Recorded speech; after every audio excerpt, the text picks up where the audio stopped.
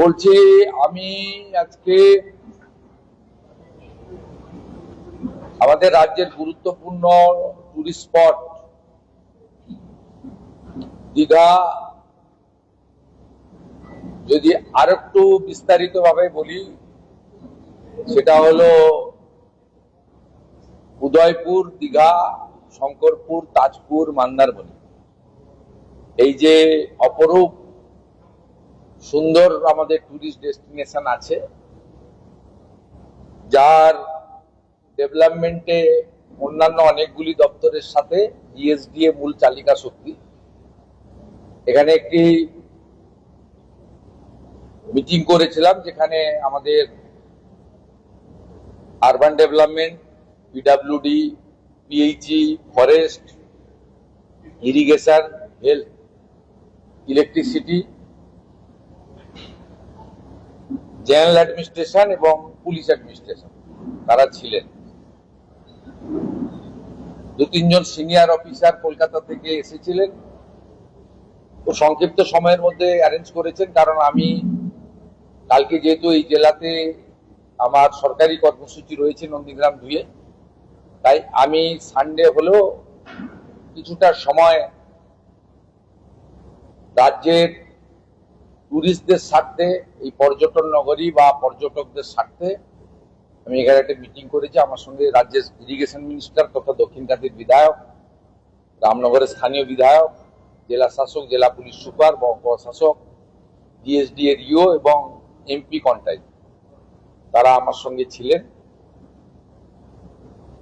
আমরা অনেক সিদ্ধান্ত নিয়েছি যে আগামী দিনে আপনারা কার্যকর হতে দেখতে পাবেন। আমরা এখানে ডিপার্টমেন্ট ওয়াইজ যে অ্যাসেসমেন্ট করেছি, তাতে বিগত সরকার বিশেষ করে গত 2 বছরে এখানে কোনো কাজ করেনি। হসপিটালে ন্যূনতম কোনো পরিষেবার ব্যবস্থা নেই, একটাও আইসিইউ বেড নেই, মাত্র একটি অ্যাম্বুলেন্স। এখানে না আছে ডেড বডি ক্যারিয়ার, না আছে ব্লাড ব্যাংক, না আছে আপনার পোস্টমর্টমের জায়গা। শুধু তাই নয়, মাত্র 17 জন হেলথ স্টাফ রয়েছে, তার মধ্যে একজনও নিউরোসার্জন নেই, কার্ডিয়াক নেই, অর্থোপেডিক নেই। এটা শুধু রামনগর 1 বা প্রতিমা 1 গ্রাম পঞ্চায়েতের ইন্টারেস্ট এখানে যুক্ত নয়। রাজ্যের লক্ষ লক্ষ মধ্যবিত্ত, নিম্নবিত্ত মানুষ এখানে আসেন, তাদের টুরিস্ট ডেস্টিনেশন দীঘা। এই বিরাট সমুদ্র তটে মাত্র 63 জন নুলিয়া রয়েছে। কিছুদিন আগেই একজন চিত্র পরিচালকের মৃত্যু উদয়পুরে ঘটেছে। উড়িষ্যা সরকার শিট বানিয়েছে। আমি এসপি পূর্ব মেদিনীপুরকে নির্দেশ দিয়েছি অবিলম্বে হোম সেক্রেটারি, ডিজিপির মাধ্যমে হোম সেক্রেটারির কাছে পাঠাতে, এই মামলাটাও যাতে সিআইডি নিয়ে নেয়। ওনার পরিবার থেকে এখানে মামলা করে গেছেন, যেটা একটা ন্যাচারাল ডেথ হিসেবে ইউডি মামলা হয়ে আছে। খুব অন্যায়। আমরা নুলিয়াদের সংখ্যা বৃদ্ধি করার জন্য বলে গেছি, আমি এসডিও থেকে দায়িত্ব দিয়েছি। নুলিয়াদের অর্থনৈতিক সুরক্ষার প্রশ্নে তাদের অর্থ বৃদ্ধি করার কথা বলে গেছি। 630 টাকা করে পায়, কতটা বৃদ্ধি করা যায় তারা অ্যাসেসমেন্ট করে ঠিক করবে। আমার এই মিটিং থেকেই হেলথ সেক্রেটারিকে বলেছি এখানে নিউরোসার্জন, কার্ডিয়াক এবং অর্থোপেডিক সার্জন পাঠাতে, 100 বেডের মিনিমাম হসপিটাল করতে দীঘা, 5টা আইসিইউ, 5টা এইচডিইউ, 5টা বাচ্চাদের SNCU, trauma ambulance, AC dead body career, minimum একটা ইম্পর্টেন্ট টুরিস্ট স্পট। সেখানে যা যা দরকার সেটা বলা হয়েছে। আপনি শুনলে অবাক হবেন, 5 জন মতো এসআই নিয়ে দীঘা থানা চলছে, ডিএসপি দিয়ে রেখেছে, আইসি দিয়ে রেখেছে। মানে মাথা ভারী প্রশাসন। উপরটা খুব সুন্দর, নিচটা অন্ধকার, প্রদীপের নিচে অন্ধকার। 15 জন কনস্টেবল, ভাবতে পারেন দীঘা থানাতে।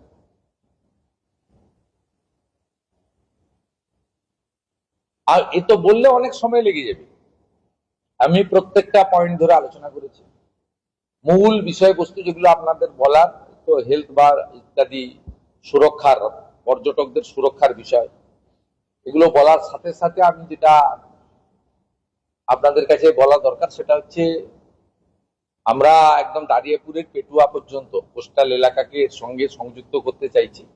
ভিতরের এলাকাটা কোস্টাল এলাকা, মানে পুরো পেটুয়া থেকে বাঙ্কিপুট জুনপুট হয়ে শৌলা থেকে মেরিন ড্রাইভ আছে, এটা এক্সটেনশন করা। আর মেরিন ড্রাইভ সব জায়গায় ওই পিএমজিওসাই মতো ছোট রাস্তা হয়ে গেছে, এটা মেরিন ড্রাইভ বলে না। আমি ডিএসডি এর ইও কে পিডব্লিউডি কে বলেছি, ডিএম সাহেবকে বলেছি মনিটরিং করতে, চেন্নাই এবং মুম্বাইয়ের মতো মেরিন ড্রাইভ করতে। অন্তত 4 লেন তো সম্ভব নয়, 2 লেন যেতে হয়, এবং এটা এক্সটেনশন করতে পেটুয়া পর্যন্ত। রাজন পাত্র বাড়ে আমরা মোটামুটি ডিপ সি পোর্ট ঠিক করে ফেলেছি, 1700 একর জমি আমাদের হাতে আছে। ইন্ডাস্ট্রি ডিপার্টমেন্ট সেটা ইতিমধ্যে টেক আপ করেছে, এবং যত তাড়াতাড়ি সম্ভব এর প্রক্রিয়া কমপ্লিট করে আমরা যাতে আগের মতো শুধু ভাষণে নয় কাজে করতে পারি। 1700 একর জমি আমাদের হাতে রয়েছে, আর ওখানে ডেপথ তো ভালো রয়েছে, নাব্যতা। এটা একটা বড় অ্যাচিভমেন্ট হবে, পুরো এলাকার অর্থনৈতিক সিনারিও বদলে যেতে পারে। আপনাদের সঙ্গে আমার আমি সাধারণত প্রেস কনফারেন্স খুব কম করি, আপনাদের সঙ্গে মিট করার যে উদ্দেশ্যটা সেটা হচ্ছে আগামী 1 জুলাই থেকে যে চাঁদা নিতেন গত সরকার 10 টাকা করে, সেটা আমি প্রত্যাহার করলাম।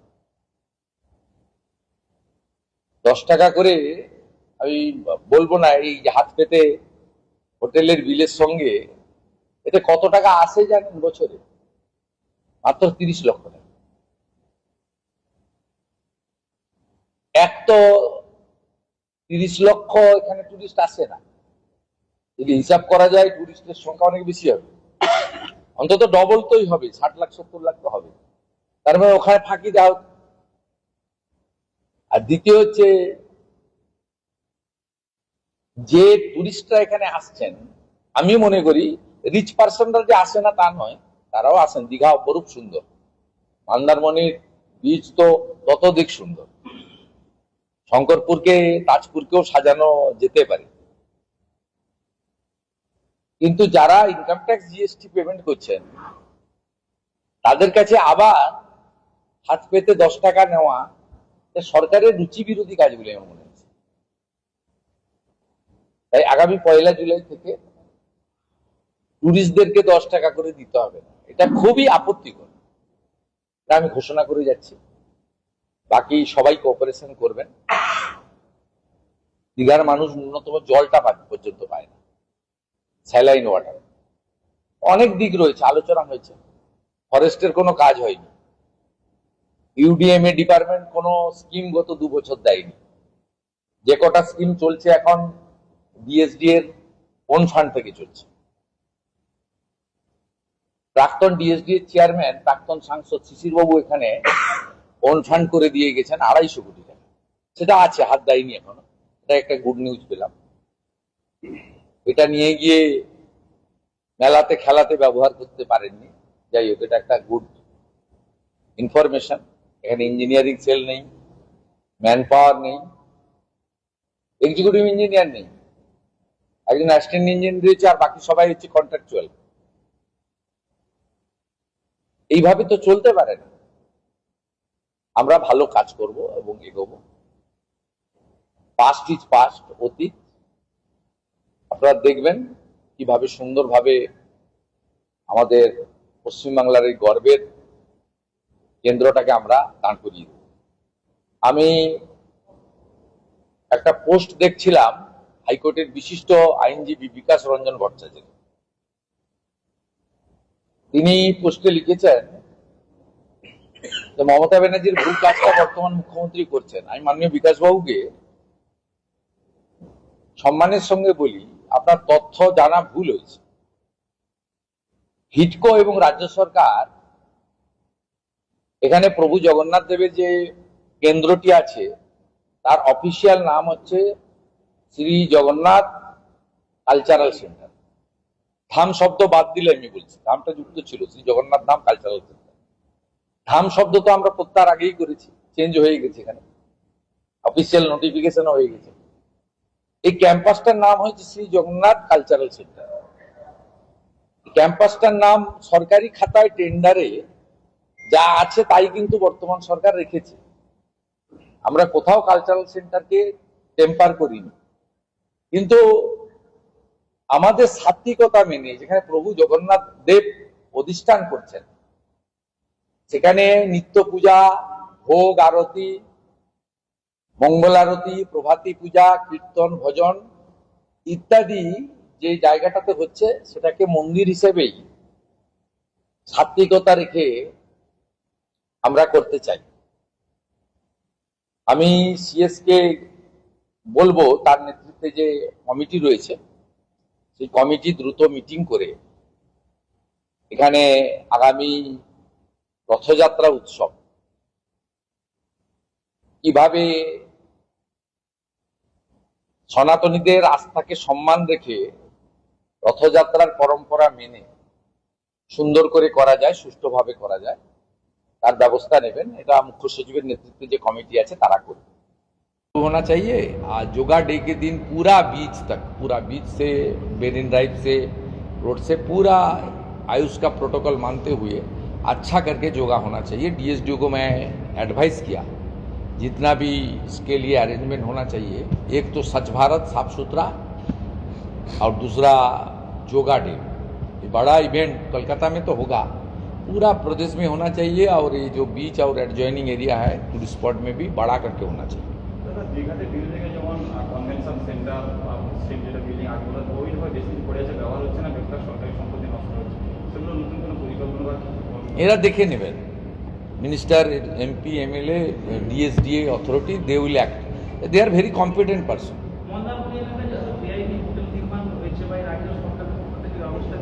এখানে কেউ নিরক্ষর নেই। They are very highly educated people.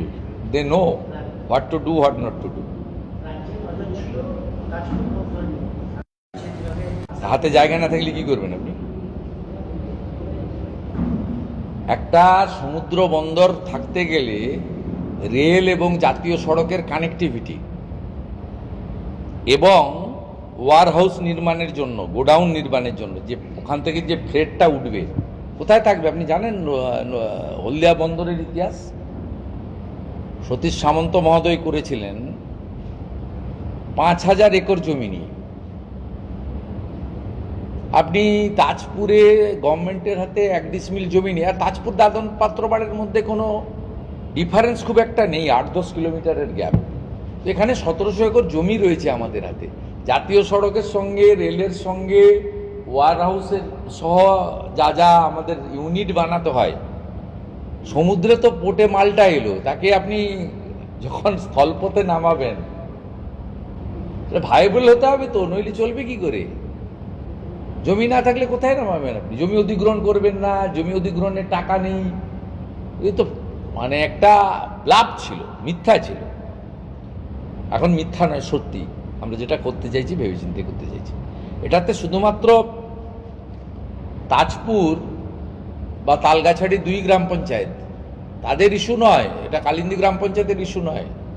Overall এই রিজনে ইকোনমিক্যালি ডেভেলপ হয়ে যাবে, ইনফ্রাস্ট্রাকচার ডেভেলপমেন্ট হয়ে যাবে, এখানে জব অপরচুনিটি ক্রিয়েশন হবে, এখানে ডাইরেক্ট জব, ইনডাইরেক্ট জব তৈরি হবে, ট্রান্সপোর্টেশন, লজিস্টিক, নানাভাবে এই জায়গা হবে।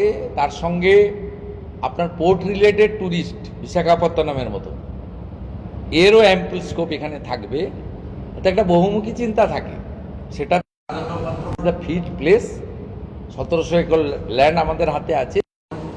আসবে দেখবেন পাশাপাশি জমি আরও যারা আপনার হ্যান্ডলিং অপারেটর থাকবেন, পোর্টের যারা অপারেটর থাকবেন, যারা ব্যবস্থাপনায় থাকবেন, আস্তে আস্তে বেসরকারি উদ্যোগ আসবে, জমি পারচেজ হবে, সবই হবে।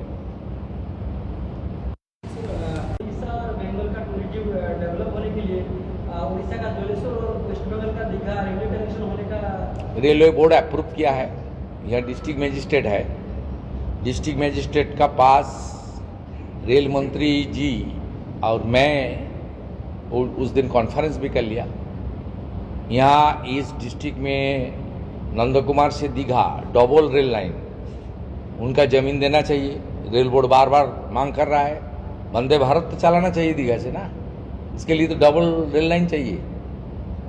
आज 8 साल से जमीन मांग रहा है, पिछले सरकार जमीन नहीं दिया है। नंदीग्राम रेलवे प्रोजेक्ट में 80 एकड़ जमीन का जरूरत था, 74 एकड़ हाथ में है, पूरा काम हो गया है।